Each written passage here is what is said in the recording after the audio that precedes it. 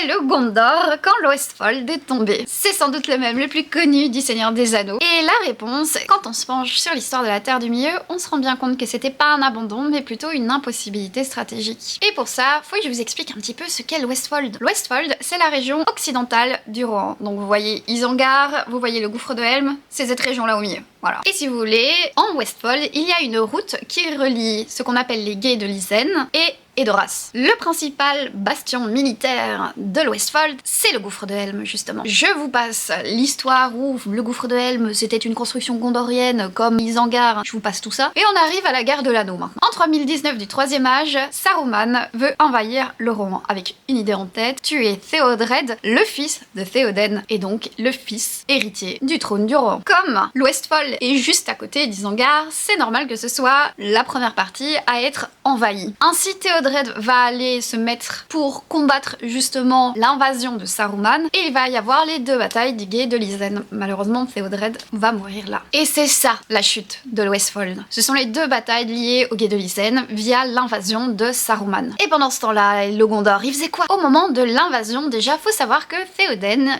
il était sous l'influence de Saruman avec Grima, langue de serpent. Donc il n'y a pas d'appel à l'aide qui a été fait. Le Gondor ne savait pas. Il n'y avait pas d'alerte ou de demande d'aide. Mais surtout, il faut imaginer à ce moment-là que le Gondor, il est déjà au bord de l'effondrement. Des mois auparavant, les forces de Sauron au Mordor ont attaqué Osgiliath. Ainsi, ils ont pris contrôle de la zone. Donc si vous voulez, pendant que l'Westfold est attaqué, le Gondor subit des attaques de la part du Mordor. Et les textes de Tolkien sont clairs, le Gondor, il manquait d'hommes, justement. Les garnisons, elles sont déjà mises pour essayer de protéger ce qui reste d'Osgiliath, Carnandros, mais aussi Minas Tirith. Et imaginez-vous déplacer une troupe pour essayer d'aller aider le Rohan alors que vous êtes déjà le dernier rempart contre le Mordor et potentiellement la chute de votre royaume, ça allait pas le faire. Donc en fait, quand l'Westfold est tombé, le Gondor, il était assiégé. Il était engagé déjà dans une lutte contre le Mordor, tout simplement. Donc, quand on vous posera la question où était le Gondor quand le Westfold est tombé, la réponse est le Gondor n'aurait jamais été en capacité d'aider le Westfold. Et surtout, ils n'étaient pas au courant. À cet instant précis, les deux royaumes, le Rohan et le Gondor, combattaient seuls pour leur survie et donc pour ne pas disparaître. N'hésite pas à me suivre sur mes différents réseaux si tu veux en savoir plus sur l'histoire de la Terre du Milieu